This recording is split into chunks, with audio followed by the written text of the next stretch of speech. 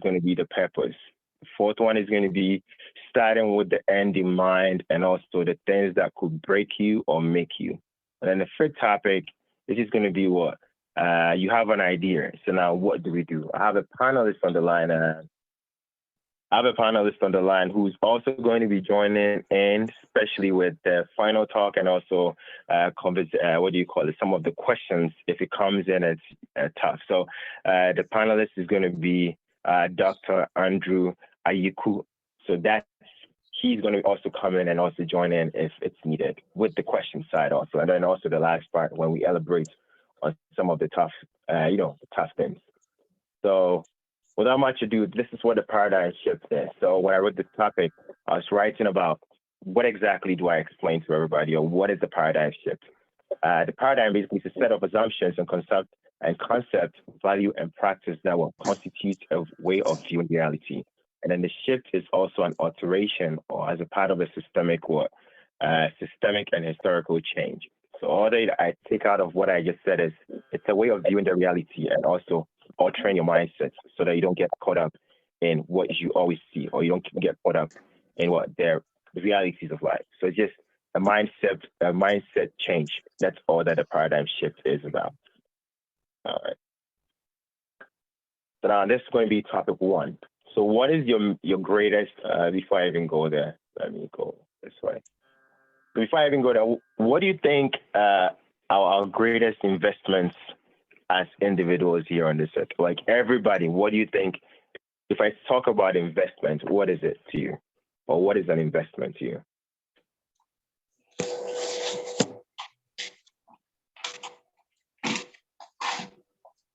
So if somebody asks you what is an investment, I like asking questions, so just join me in there when I start asking the question. So what is an investment? What is the first word that comes into mind when somebody talks about an investment? So, by my understanding, to put in something, the profitable, valuable, okay, that will rake in something greater sometime later.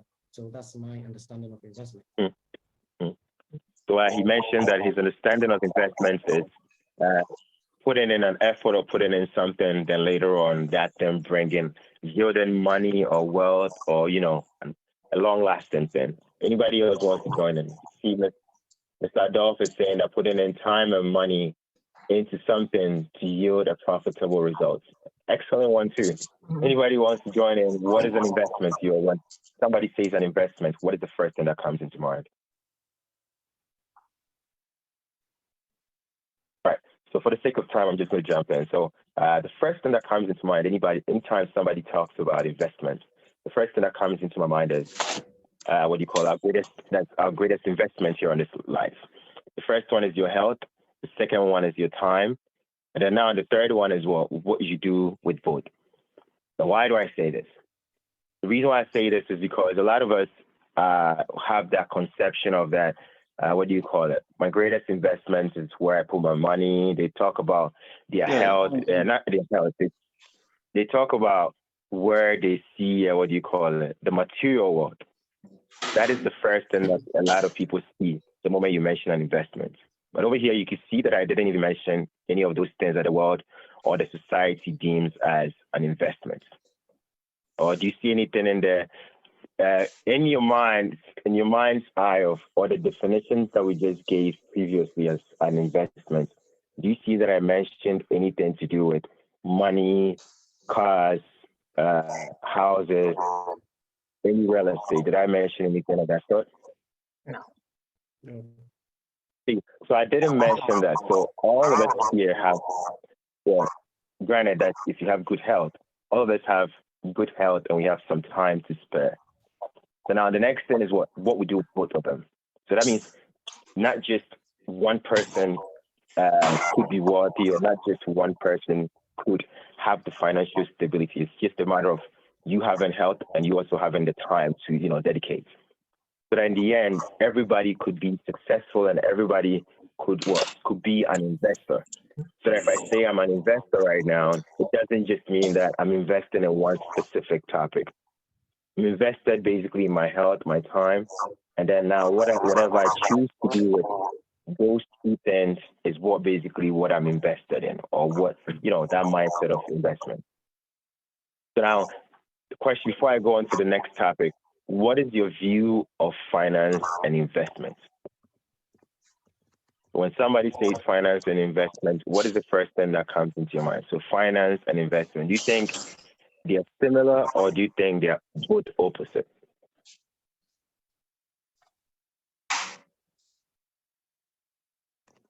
Anybody?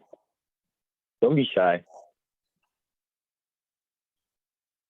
So I think finance about money, and then investment could be in the form of assets or something that you value that you think can generate maybe income or something. That is very true. So I see that somebody saying finance is the dollar, and then what? Investments is the returns. And then Mr. Ken also just said that was something, investment is something that you put value in, and then with time, you see that value appreciate. You see that value basically rise with, it becomes to get something bigger. And then also, if I could spend with what the definitions that we just had, with the definitions that we just had, do you think that you could do all of that without the first two, your health and your time? Okay. Not at all. No. Not at all, right? Exactly. So you see why it's very important to. So you see why it's very important to have first focus on your health, and now you focus on the time. So with this being said, do you think anyone here on this earth, or any one of us here on this line, do you think that we are limited to we are limited to being whatever, like we are limited to having that investment that we wanted, or are we limited to being investors, or investing into finance, or being financially well or worthy? Or are we limited in any aspect as long as we have life, we have health and time? Or do you think there's any limitation if we have health and time? Excellent. But yes, it's definitely not at all. So let me move on to the next one. So the next one is where I'm going to get a little bit deep into it. So let's see if my slide works. Okay, one more. All right, there you go. So there's this one thing that I wanted to bring up. And there's this scripture that I've used for so many years now, and I still use it up to today.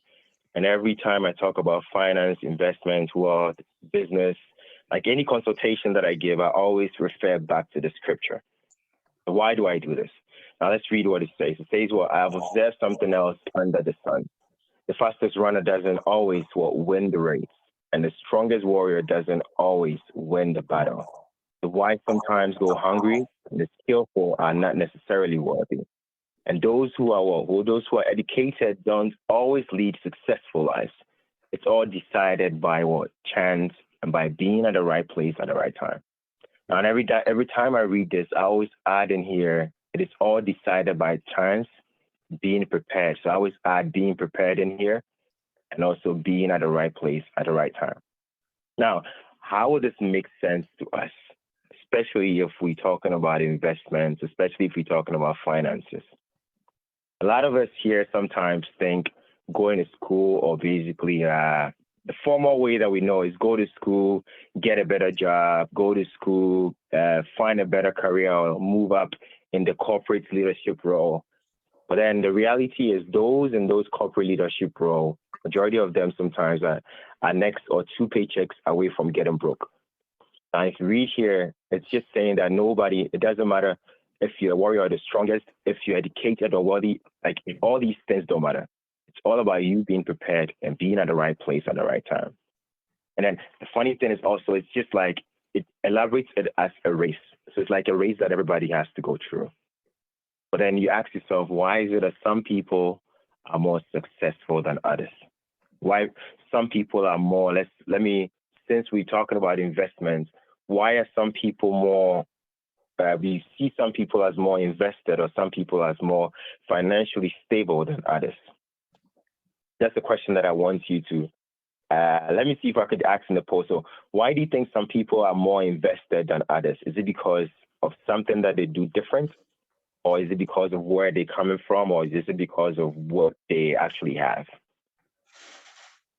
So why do you think some people are more successful than others?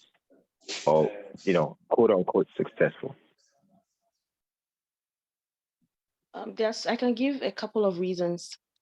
One could be somebody took advantage of an opportunity.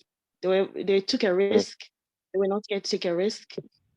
Another one could be somebody got some wealth passed down to them.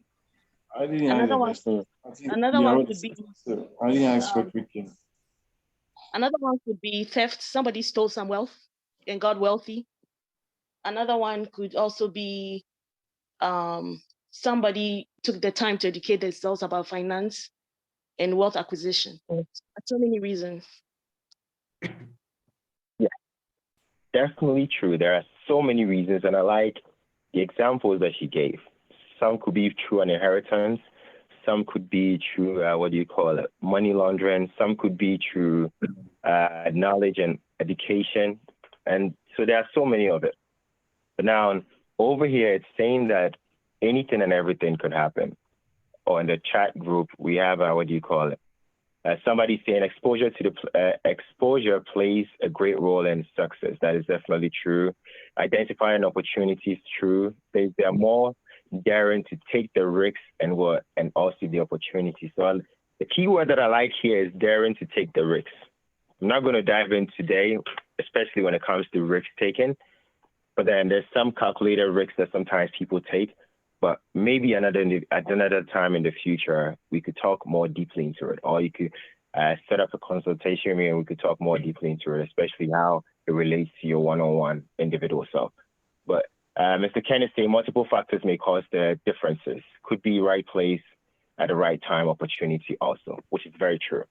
But now with this verse over here, the moment I saw this verse or started using this verse, that was almost 10 years ago or so. But then the first thing that comes into mind is no one is limited. It's all about the individual. Because if I have the health and if I have the time, that means I can always do everything.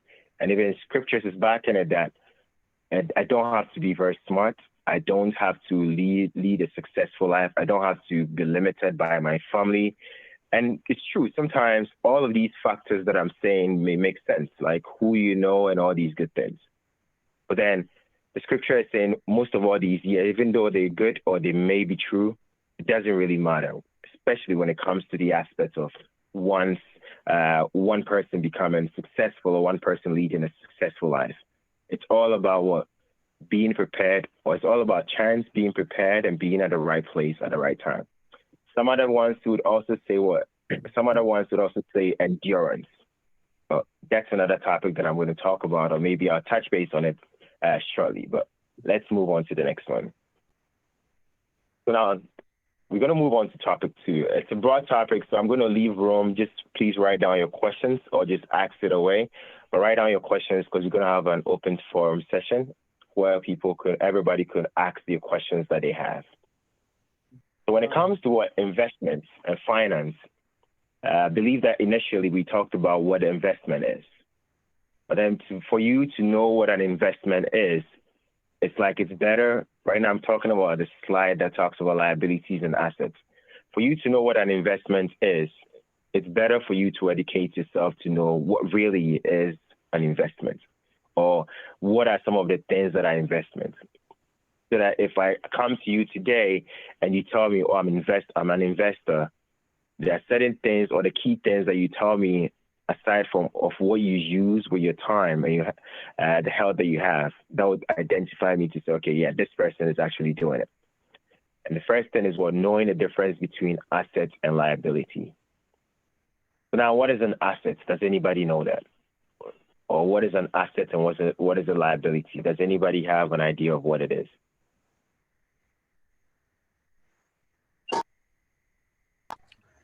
I think asset is what you keep in your wallet or in your asset, or whatever you keep in your pocket, and liability what sticks out from your income or your wallet.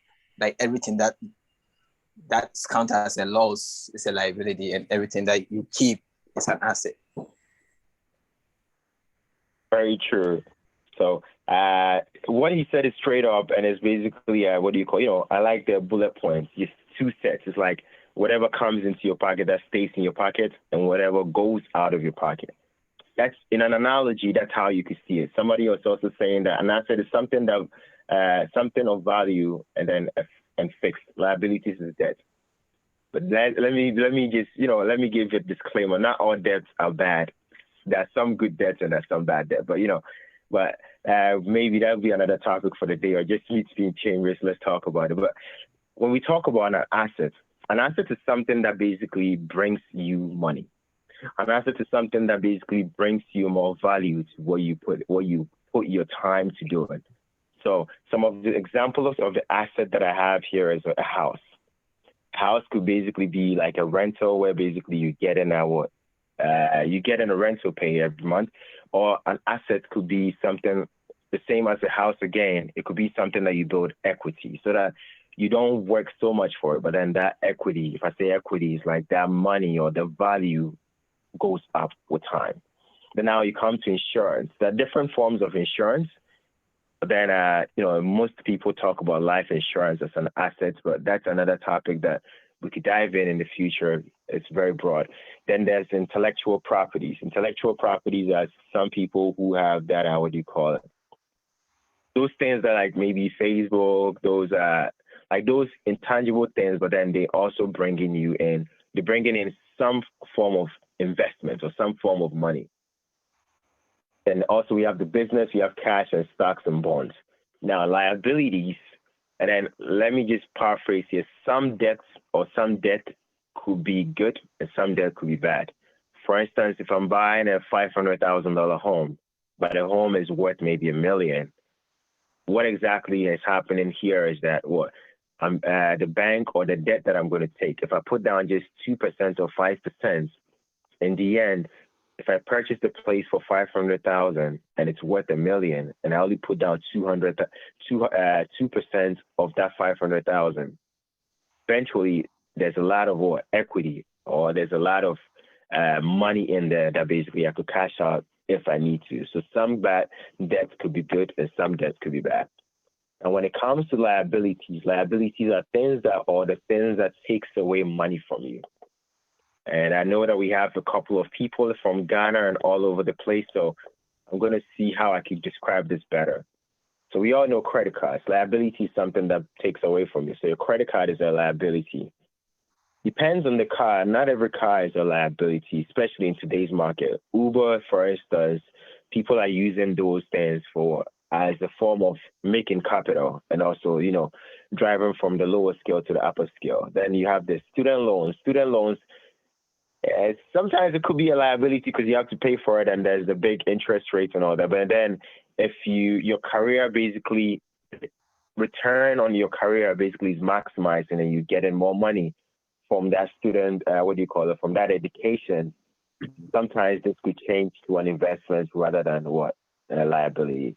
Then now your taxes you own and all these things, like a money entanglement. So all these things could be a form of liability, a form of something that takes money away from you, something that does not make you keep the money that you have. So that is what a liability is. Now, if you go to the financial part, the first question is, what is financial literacy? Anybody knows when I say financial literacy, what's the first thing that comes into your mind?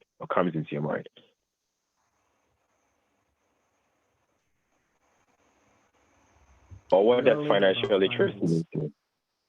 Knowledge about finance. That is correct. The financial literacy is basically knowledge about finance. And financial literacy represents the area of financial wellness and also the things that we do to be able to capitalize on the finance that we have. Financial literacy, in as broader circumspects, usually what it does is it brings a lot of meaning to people's lives. Then what it also does is it takes a focus on the behavior. Sometimes, depending on the literacy or depending on the person's understanding to their finance, they may indulge in certain behaviors that the average person would not. So for instance, you see somebody buying a luxury car, or maybe somebody buying a jet plane, or maybe somebody buying something. Just what they do is they have that, not all of them though, not everybody, but some people who are more like in tune with their finances, what they do is they have that broader circumspect that I could afford this. So at this point of my life, I would use this amount of money to buy me time to be able to achieve a more higher financial growth. And a lot of people do it, but it all depends on the individual. So maybe at your level, whatever somebody is doing at your level, you'd be like, this person is overspending. But then at that person's level, it's normal or it's very necessary to scale them up. So this is what sometimes financial literacy, or knowing your financial status, just like your health status, helps an individual. Now let's go on to the next one. So the next one is what? Financial ignorance. So now what is financial ignorance? Let me see if anybody sees it. Financial ignorance, in simple, it's the opposite of financial literacy. So the financial literacy is the know-how of, or the knowing of your world. Financial ignorance is not knowing. And sometimes some people, they spend more on fees, running up bigger debt. This is the United States, but we're talking about people in general, everywhere in general. So it's a stupid financial decisions. Yeah, hey, some stupid financial decisions, yeah, sometimes could end a big one, but that's true. They say somebody's saying that informed financial decision and also stupid financial decision. That's the difference between financial literacy and the difference between financial ignorance. So now that is definitely very true. So now I want to mention some form of investment over here. When somebody mentions an investment, it could be a form of business. It could be in the form of what? The main ones that is well known is what? Is as a growth in investments is what? Shares, that is the stocks, the bonds, the forex. But these are very risky. And then also we have properties. Maybe a person with the property could basically be sitting down and that property will be generating an income for them, which to them it will be normal, but then it took them some time to get there. Then we have the defensive investments. So the defensive investment is also, what do you call it? Those are some of the things that you just sit down and what happens. Those things just brings you, what do you call it? It brings you some money. So those could be like those stocks and other aspects, but that's a broader way. Then there's also cash and fixed interest stuff. So these are all some form of investments that individuals like me and you could dive in. But then it all depends on where exactly we fall or where we stand, especially in our finances or especially in our knowledge and understanding of the general perspective of things. So now we're going to go to the first one. Now, this is very important to me. Why? Because, and this is where I'm going to be asking a few questions from everybody. That is, do you think everybody here on this line could be either financially wealthy or could be an investment savvy? What do you think? Do you think everybody on this line could be a financial literate and could have assets that generate wealth for them?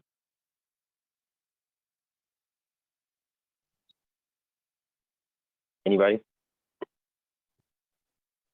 Okay, so we're gonna move on. So yes, everybody here could have some form of assets.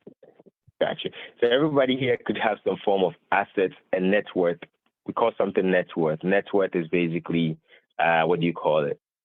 What you have as an investment, or the money that you have, or the investment that you have, minus the debts that you have. So that is what a net worth is.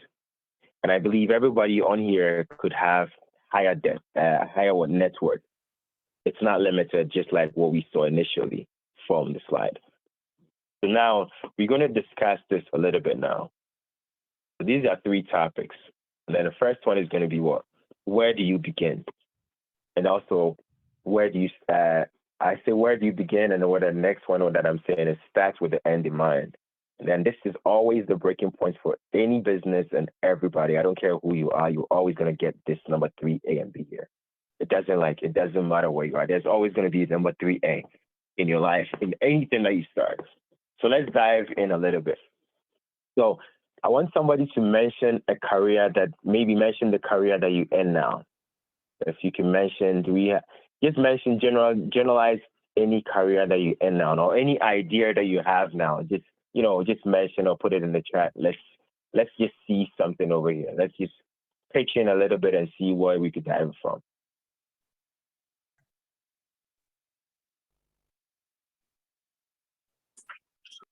Was my question clear? Sure, it is. Home care institution. Okay. So I have a home care institution. I have started a restaurant. Anyone else?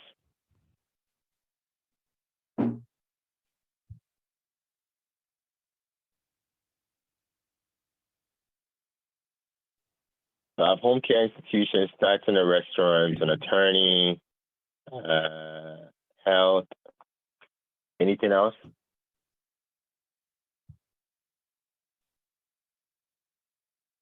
Social entrepreneur, clothing. Mm-hmm. Starting a delivery service, nice. Consultant, nice. All right. So we can see here that almost everyone on this line has a different perspective, or not a different perspective, but has a different career that they do. And all of these things are the very basic needs of humans. That is, what do you call it? A home care person or working in the home care field, you definitely need what?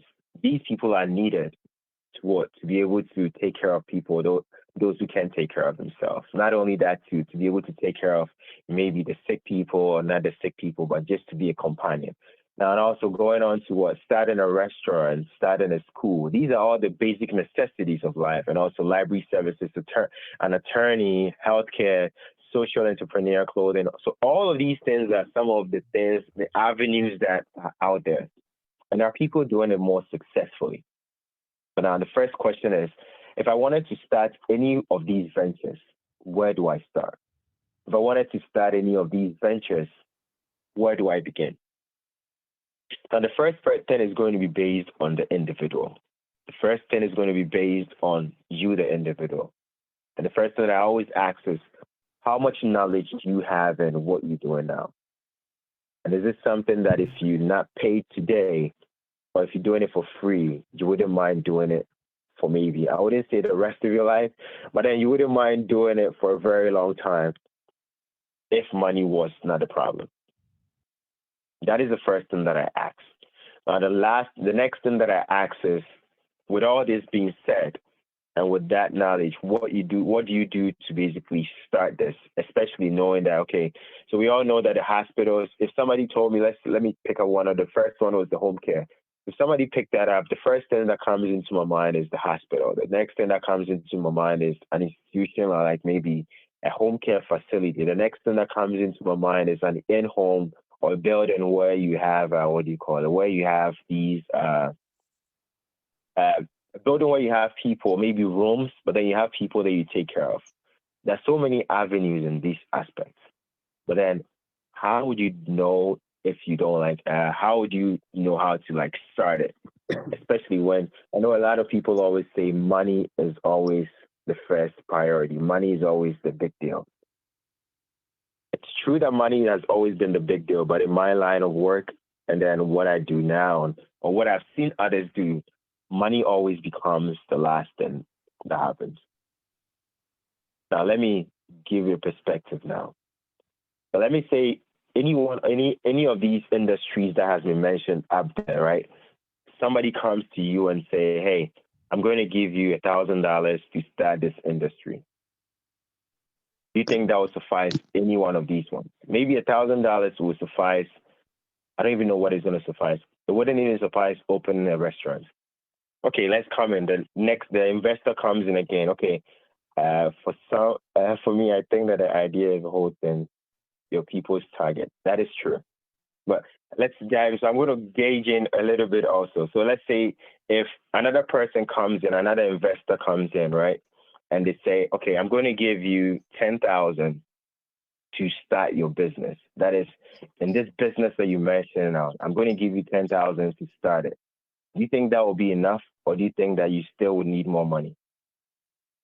Or do you even think you have the plan enough to be able to say, if they tell you, give me your scope of work, or give me the breakdown of how you're going to utilize that 10,000 to, scale up your business? Because every day you're saying you want to open a home care, you want to open a home care. Give me a breakdown of that $10,000, right? And tell me if it's going to be enough or you need more. And let's say maybe it might not be enough again. So now the person comes in and say, I'm going to give you $1 million. And with the $1 million, I want you to tell me the scope of work and tell me if the money will be enough for you. You see how I'm going? What I'm doing is I'm cascading, I'm going higher with the money. And then maybe somebody can come in and say, I'm going to give you $100,000 or $100 million to start your plan and see, can you tell me exactly what you could do with this money that I've given to you and how you're going to scale up with it? Some people, they'll be like, nah, 100,000 is a lot, 100 million is a lot of money. I haven't reached that part yet. And to some people, it's going to be easy. Why? Because they're like, well, with this amount of work, I know how it's going to reach. But then with some people, let me read the chart. It says, for me, I think that the idea is the whole thing. So it says your plans and target will determine the amount. Definitely, your plans and target will determine the amount. But now let's come into the reality now. All of us here, I believe, at some point, or maybe if not now, are thinking of opening a business or starting a business.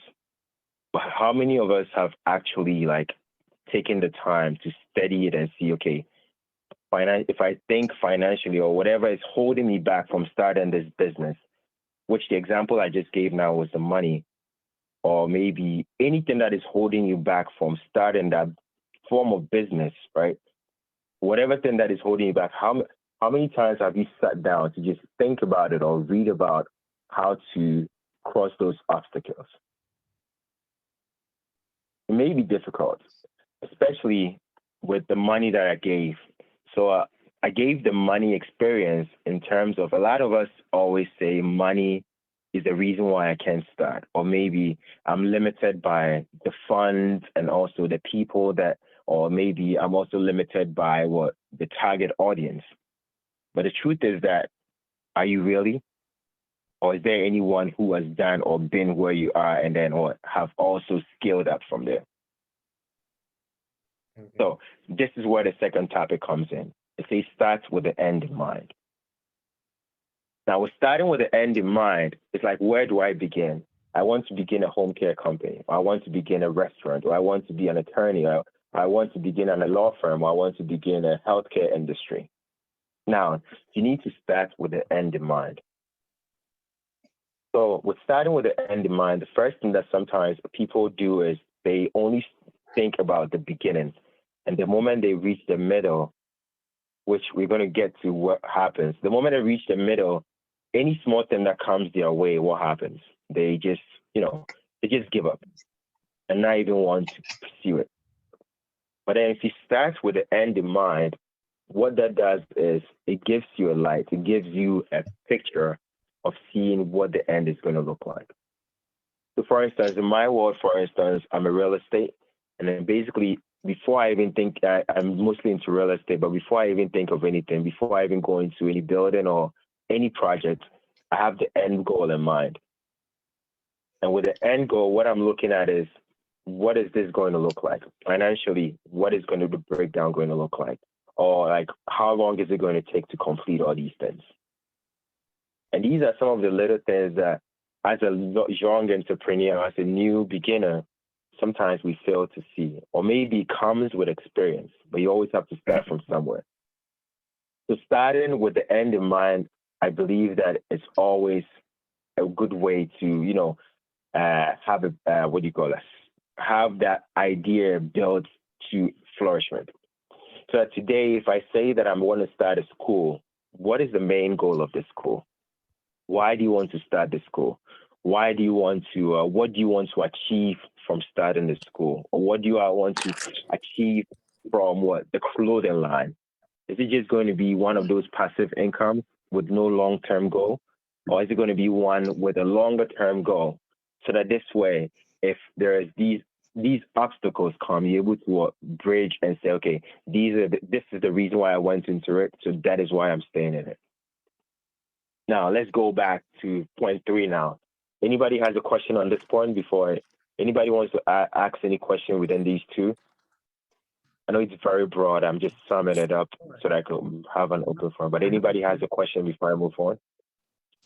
Sure. I have a question. So, sure. Is it necessary for you to apply financial management to whatever funds you receive before you start something of your own, for you to know how to manage your finance, like know much more about financial management before you even conclude whether it is enough or it's not enough? Does financial management come in here? All right, that's a great question, by the way. He mentioned that this financial management, or should finance be the first priority before starting anything? Now, I would say definitely no. Finance should be the last thing that you worry about. Why do I say this? So, with everything that goes on, the first thing that I think about is from the beginning is what we should think about. Our greatest investment is our health, and then the time. Then what is it? What is the third one? And this is to every individual. I don't care who you are. Every individual could do this. It's basically your time, and then your health. If you have these two things, now the next thing that you do is what you do with both. Now, what do you do with your time? What you do your time is you basically study it, learn more about it. If you've never done it, look for people who have been to that path. A lot of audiobooks. Up to date, I listen to so many audiobooks, and there's so many audiobooks about things that sometimes you would never think about. Then after you've had all these things, what does the Bible? What did we say? It says it all happens by time and chance. And what did I add? Being prepared and being at the right place at the right time. So, what does this mean? It means that finance should be the last thing in your mind. If you have the business perspective, or if you have the business goal, build up the business plan, study more about it.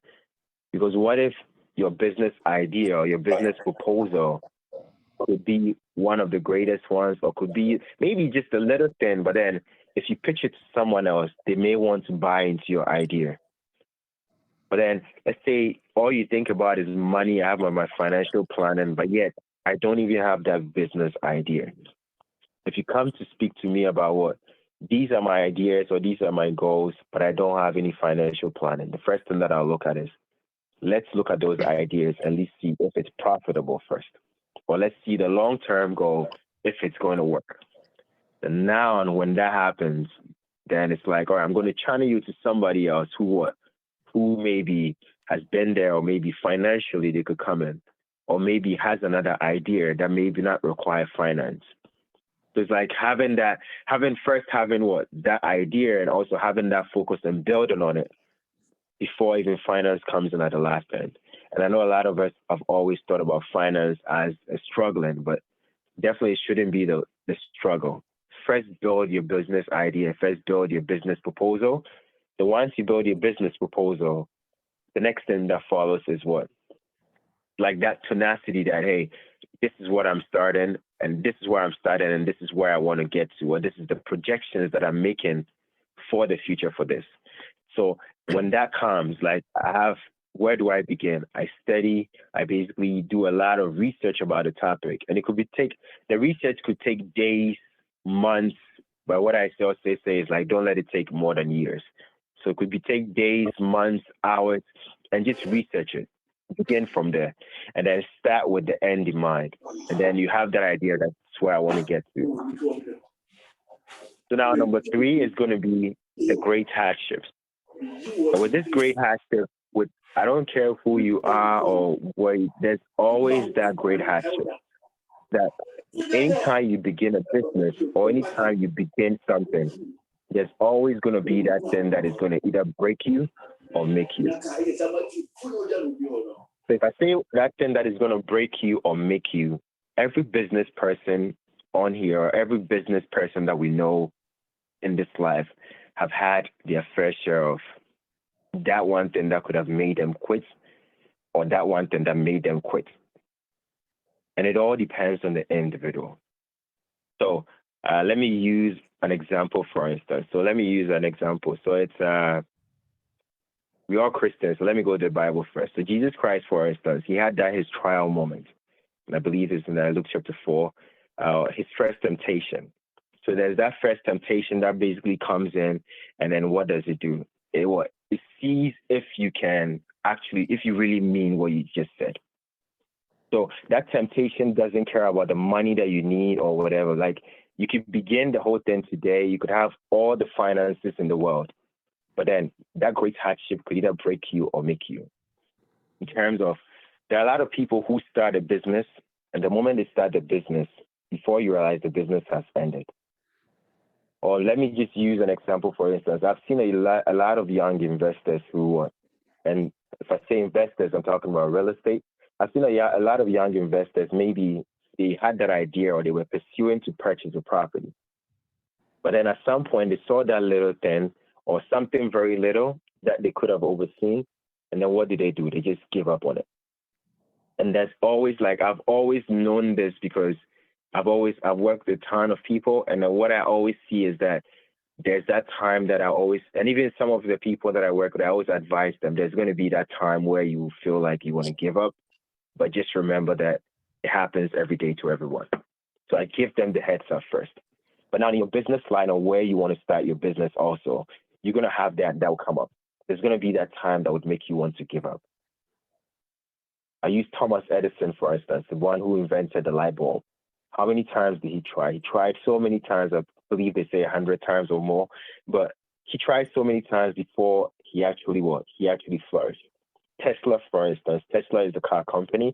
He also tried so many times with the cars. He had his ups and downs. Apple, for instance, that we all know now, they also have their ups and downs. Microsoft also, they had their ups and downs. But then those who were persistent and had the end in mind are the ones that today we talk about. I don't know if you're going to be the next Apple, but we can't all be the next CEO of maybe the next Apple or Google or Facebook. We cannot all be the same. But always remember there's going to be that one thing that is going to make you or break you. It's that one criticism that is going to break you. And I've had my fair share of it. I know a lot of investors or a lot of people too that I've spoken to who had their businesses too, that they had their fair share of it. And those who kept on enduring are the ones who basically I see that they're still in the industry now. It happens in education, that is any aspect of it, either in your education, in your workplace, there's always that one thing that is going to make you want to quit. There's always that one thing that is going to make you want to stop what you're doing. But those that we mentioned today are those who have stayed consistent with it, those who are persistent and endure. So the next thing I'm going to talk about is persistence and endurance. Now, when I talk about persistence and endurance, I'm not talking about, I forgot the proverb, but there's a proverb that they say, it says, you're doing something over and over, thinking that it's going to work, but it's not going to work. It says, is it necessity or very few? I forgot that proverb, but it's like repeating something over and over and thinking that it's going to work and it doesn't work. But in this case, what I'm talking about is sometimes have the reality of things, have the projections that you want to make. You have all these projections, the reality of what you want to accomplish. Now you ask yourself, is this really worth it? And this is where mentorship always becomes an important goal. If you have a mentor, if you have somebody who can see the bigger picture, it's always a good thing. And then what I always have told people is don't just take anyone's advice, or not everyone, but don't take anyone's opinion. What are opinions worth? Opinions are worth nothing. The majority of the time, the opinions that people give you, the same way that opinions are worth nothing, it's the same way that it's also going to be worth to you. So definitely always make sure you know who you're talking to, and also surround yourself with people who can help you build. And its network also helps every day, or your target audience also could help you to scale up to know, okay, is this going to work or is this not going to work? But before you give up on anything or everything, first seek counsel. Seek counsel from somebody who has been in the industry. Don't take counsel from somebody who doesn't know the left or right, or somebody who doesn't know how to even begin things themselves. And I'm not saying that to despise anybody, as in don't take anybody counsel from anybody. Everybody's counsel is good. But after you've taken the counsel from everybody or anybody, always make sure, would this work for me, or how is this going to apply for me? That is what I wanted to talk about. Now, the next thing is scaling up. This always is like what is always the best part of it. There's this proverb that they always say, not a proverb, but they always say that making your first million is very difficult. It's very, very hard. But right after you make your first million, the other millions that follow is very easy. And this is where the endurance and perseverance will always take shapes. Or this is where endurance comes in and you start yielding the results. And I'm not saying yielding the results as you're never going to face any trouble. There's going to be those adversities. But then once you start scaling up, there are going to be more people who will be able to help you. And then in terms of finances, there are going to be more people who will be able to help you in terms of your finances. Majority of the time, if a business starts, the first 2 years that a business starts is where the breaking or making comes in. So that's where you're going to know if this person is going to stay or they're going to give up. And even with discipleship, like maybe Christian, for instance, I always have this perspective in mind, especially when I was leading a campus group. What I always had in mind is if the person is able to stay for 1 year, then that's it. Like we've passed that baton and they're going to be with us for a long time. But then if they're not able to stay within that 1 year, and then a lot of counseling and help has been given, then now and I just say, okay, let's allow them to do what they want to do and see if they come back. So it's the same way over here. It's not just business perspective wise. It basically happens everywhere. That you should always expect there to be some challenges, but it's up to you to choose what to do with the challenge to see if you're going to scale up or you're going to be limited. So now the next one. All right, so I created somebody who say, well, I don't have any idea. I don't have any plans. I don't have any goals. I know that you're talking about all these sweet things about business, where to start. Now, how do you actually begin with some of these things? Like, somebody say, what are some of the things that are out there? And I know that what I've written here, this will pertain to the United States. I'll have another one that will pertain to Ghana, or maybe, let's say, the global world, or maybe the market that basically you have these free things. So these are some of the things. Course IRA is basically an online resource that helps you or educates you on what. These are some of the free online courses or online websites that helps to educate you. And some of these ones, you can get certificates from them, and it's all free. So now a new hobby. So it's always advisable to tell you that the majority of the millionaires that I know today, or I've read about so far, what happened in their lives is they don't have their regular everyday 9-to-5 job. No, they have a side hustle. And if I say side hustle, it could be something that they do on the side to be able to flourish, something that they do on the side to make extra money. Everybody is different. Not everybody could braid hair, not everybody could sew, not everybody could do it. But then it's up to you to start from somewhere. You can always learn all these things. And these things that I have on the screen now are all smart ways that people are making a lot of money off from today, in today's market. I remember back in the day where sometimes I was hard up. What I did was I went on Facebook Market. And it's called like creativity. I went on Facebook Market. If I say Facebook Market, it's just like an online market platform where I was looking for, and then Craigslist, I was looking for things that were free. And once I find those 3 free things, I just go pick them up, and then I come back and rebrand them and then sell it to someone else for some money. I did this because to me at that time, it was lucrative, and I was finding any way possible to make a side hustle. And it was always profitable. So, but I did that. Those were the days that I was in college. So, but then you can see over here, there are so many things that sometimes if you're not told about it, you don't even know. Unless you know, it always helps. So these are some of the things that you could always learn and also know. Now, and if you come to Ghana, I have a panelist on the line who's going to join me soon with answering some of these questions. But we're going to, let's go to the next screen. So the next screen is, you have an idea, now what? So I'm sure a lot of people here, how many people here are in this stage of like they are planning? Like, I have an idea, now what? Anybody? Or you just shy, so you want to keep it to yourself? All right, no problem. Yeah. Sure. Somebody's saying yes. So yeah, it's like you have an idea. So now what? What do I do to scale up? I have an idea. So now what? What do I do to get to that place that I really want to get to? Now, this is all going to depend on the individual. And I keep on saying the individual because we are different. And then not only different, it's like how much of a resistance or how much are you, it's like how bad do you want it? Do you want it that bad that you don't mind just, going days on end, just, focusing on that whole thing several times? So there's this thing called the RAS system, the reticular activation system. It's a part of your brain where the moment you own something, let's say if you wear a new dress, for instance, if you see somebody wearing that same dress, it brings that thought back into mind and you say, oh, I have a similar dress. So I've seen this person wearing this dress before. It happens a lot when you're driving a different car, maybe you're driving a brand of car. There are millions of cars, but then that same brand of car is what comes into your mind. That is all done by the reticular activation system. Now, you have an idea, now what?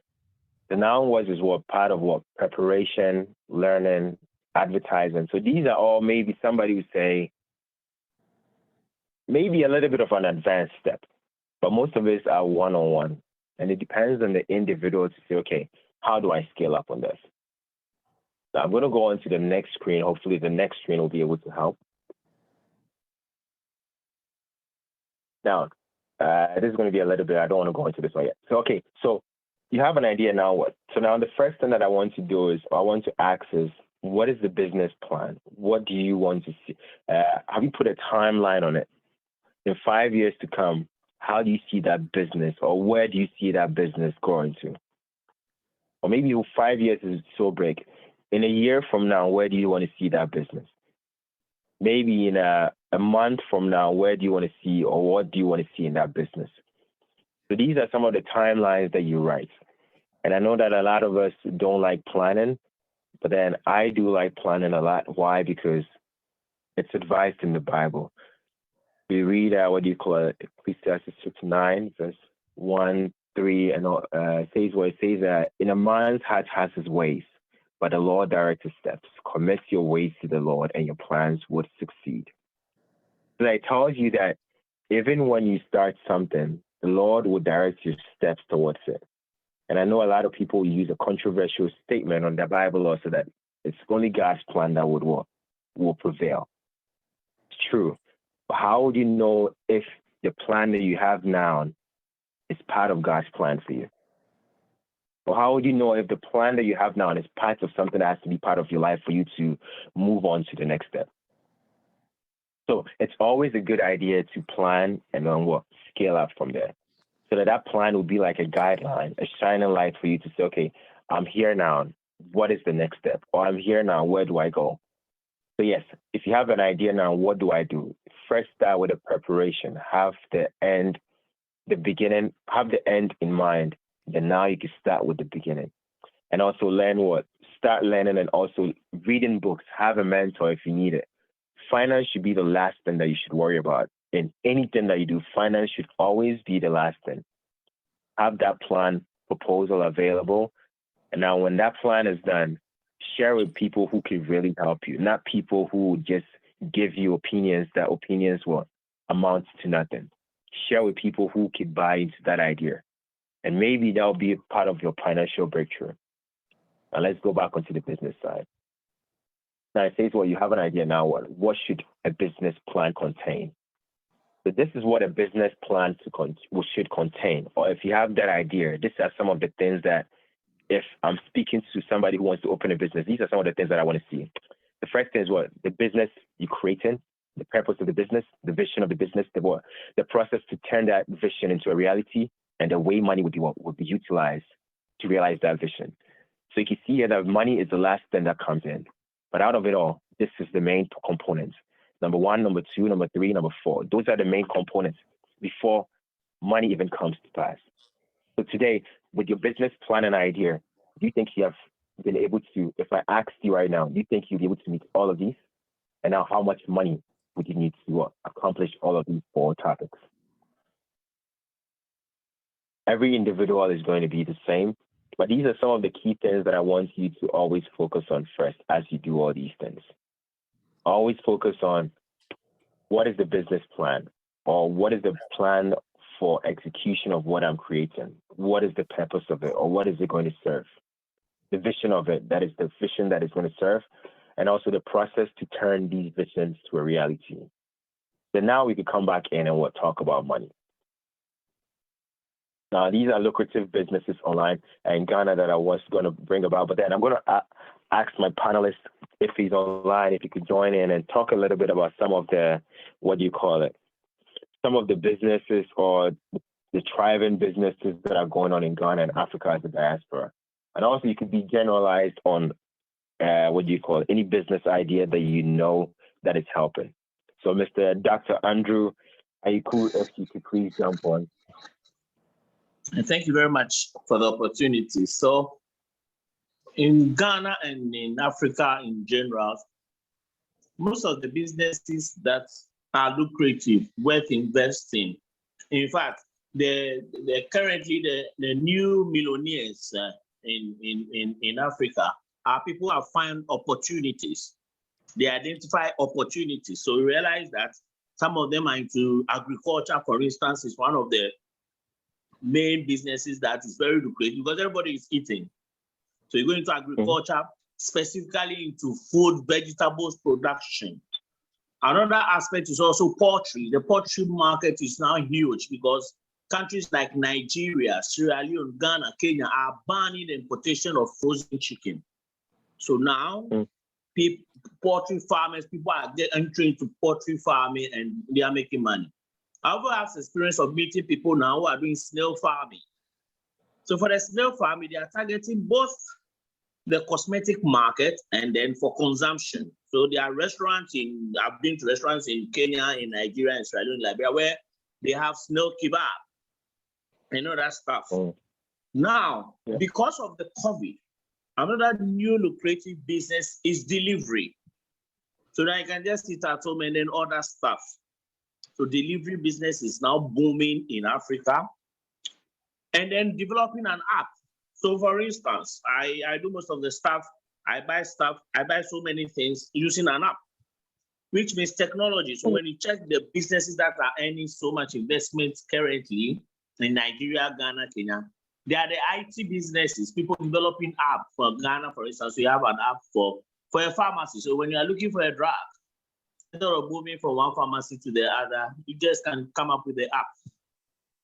So generally, these are some of the businesses that have the growth rate is very high, especially people now turning their houses into Airbnb and then doing other stuff. So the real estate also is growing in the Ghanaian market. And then after school services, so now people don't close early, 8 to 5.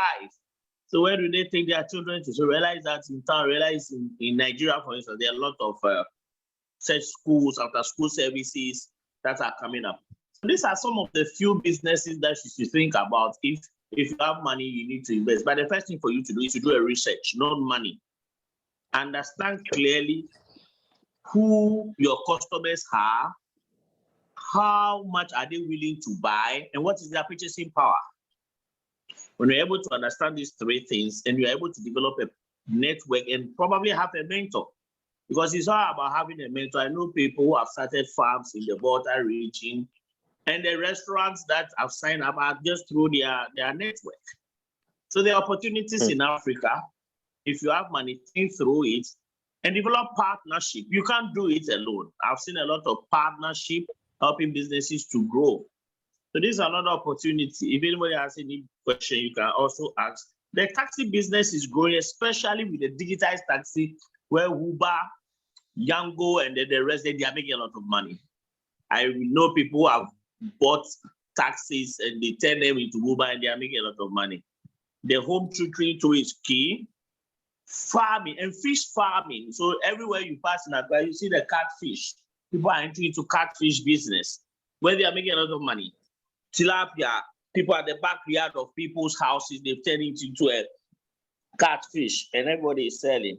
The frozen food shop, yes, is lucrative, but because of the ban, expectations that government will ban for homegrown stuff, so it's helping people also to grow. So if anybody has any question, you want to know more, I'm available. Thank you.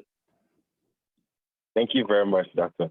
Thank you very much. So yeah, these are some of the lucrative things that are going on in Ghana. So that's not just that we are limited here or we in the United States. So everything seems like it comes easy, but no, it doesn't really come easy.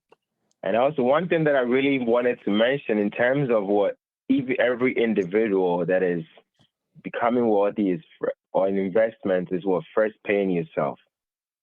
Pay yourself first in everything. There's some people who would say, who say that I can't pay myself because I don't make much. But all you do is just start with 1% of your income every month and save it somewhere. Don't touch it, just save it somewhere. Then with time, just start saving 2%, 3%, 4%. Just start your accumulation. And then there's this law of accumulation. The more you accumulate, the more you do this. With time, what happens is you get more into it and you start seeing the profit. So dive more into working on that. Because if you worry about money, how to invest, and you're always saying that I don't have money, the truth is you're never going to have more than enough money, even when the beginning of what you thought could have made you comfortable comes in. There's never going to be a time where you say, I have this amount of money, but I'm comfortable. No, there's always the greed of I want more, more, more. So just remember that as a side note. So now this is going to be some questions that we had, and I'm hoping that the panelists and myself could talk about it. And then also we open the floor for everybody to come on board. Now this is saying, how do you, what do you call it? So Mr. Andrew, so let's see if we can answer this. These are some of the questions that came. It says, how do we meet the challenging economic environment and the workplace demands?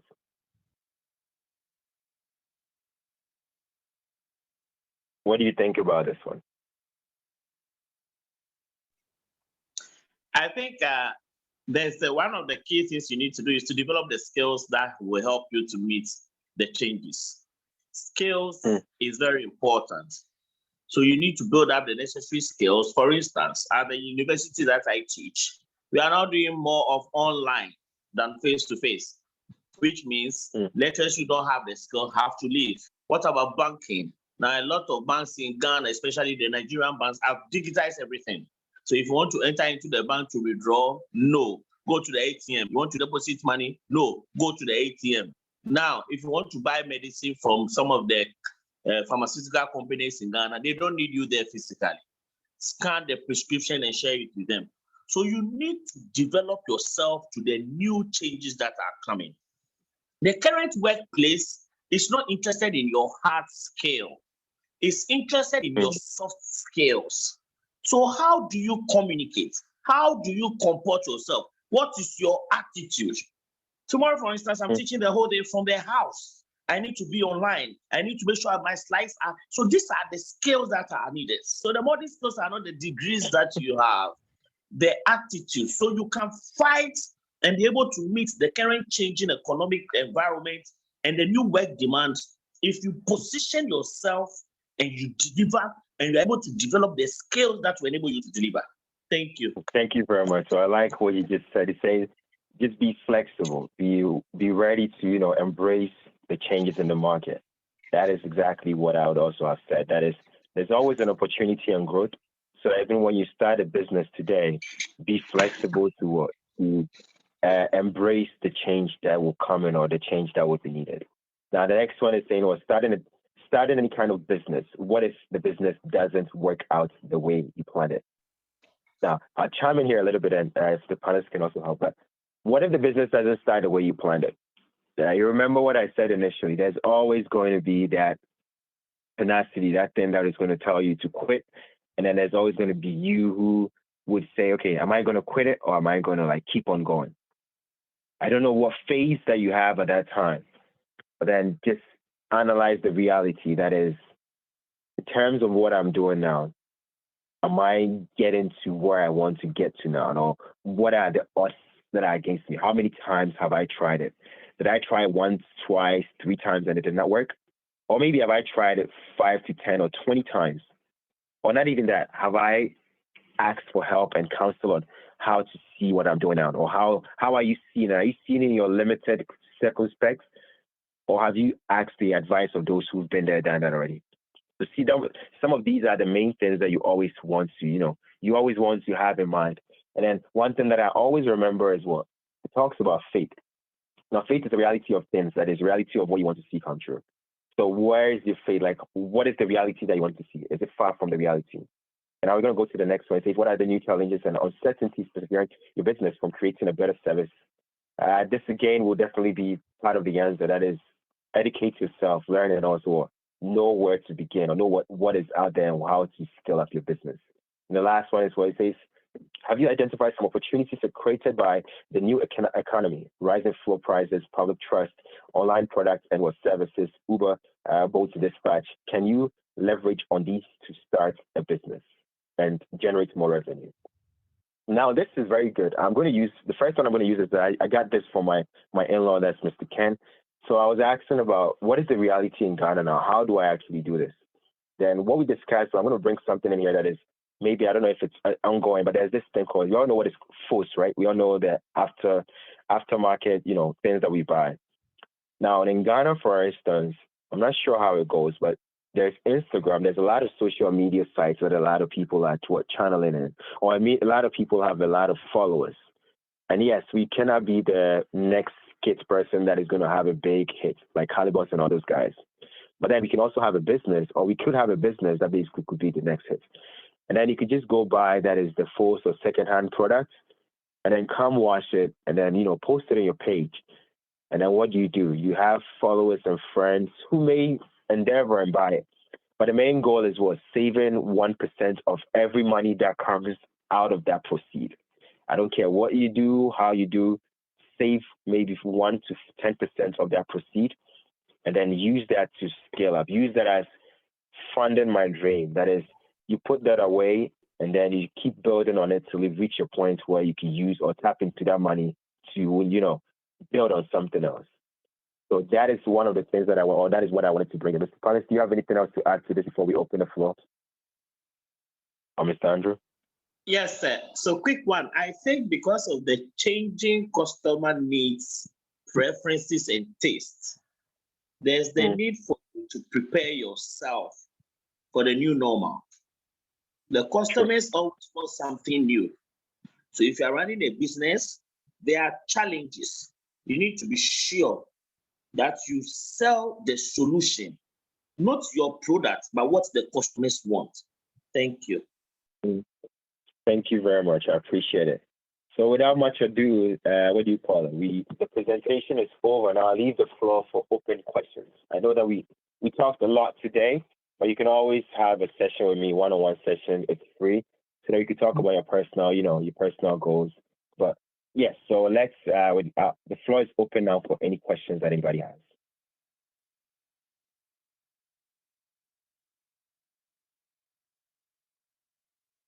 This is Mr. Princess here speaking facts, so good job, bro. Thanks.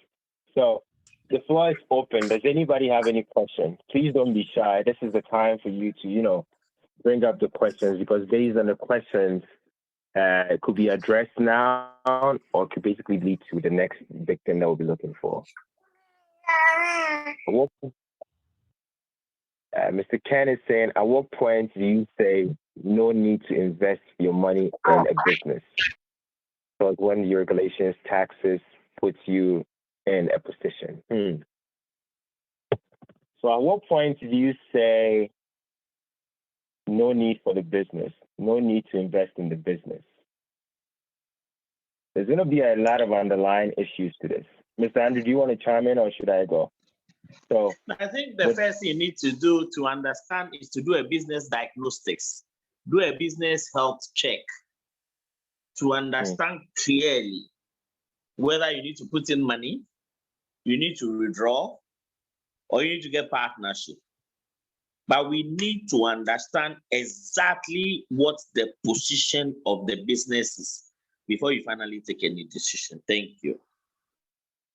Amen, amen. So yeah, I like that. So he's saying you first have to analyze it yourself. It says, what do you call it? Has anybody, before you even go steal somebody, do you not think about how it's going to do before you even, like, do you not plan ahead of time before you go? But in this circumspect, when do you give up? The first thing, if you come to me to ask me this question, is I ask you, what are your ultimate goals, or what was your intended purpose before you started this business? The next thing that I ask is, what was the reality versus what you actually see now? So now the next thing that I ask is, what are the actual things, or what are, I like what Mr. Andrew just mentioned, or Dr. Andrew just mentioned, that what seek partnership. Have you sorted partnerships in other avenues that has not worked? And if maybe you don't have any partnership, have you spoken, or what are some of the education on people who have done that or been there, done that? What have they done different from what you are doing now? So these are some of the personal questions that I'll ask if I was posed this question.